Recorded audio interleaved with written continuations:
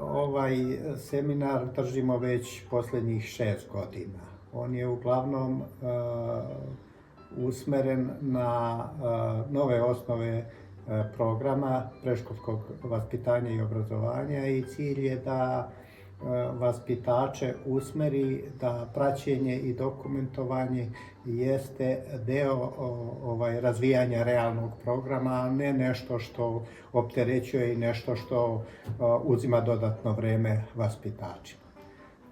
Seminar ima za cilj da funkcije, pre svega akcentujemo funkcije praćenja i dokumentovanja, da vaspitači jednostavno prihvate činjenicu da je dokumentovanje aktivan agens razvijanja realnog programa.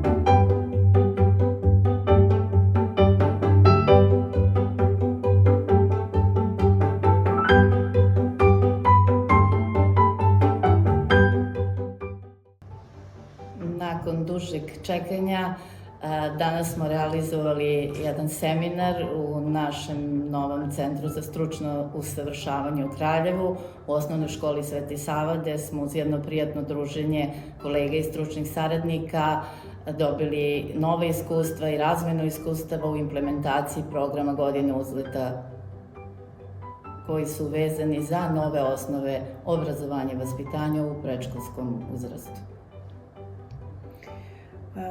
Današnja tema je bila dokumentovanje, jedan veoma važan aspekt našeg rada. Sada su neke stvari mnogo jasnije posle ovako jednog dobrog seminara koji je bio jako interaktivan i naravno rado ćemo podeliti sva nova saznanja sa kolegama kako bismo napredili rad predškolskih ustanova u Kraljevu.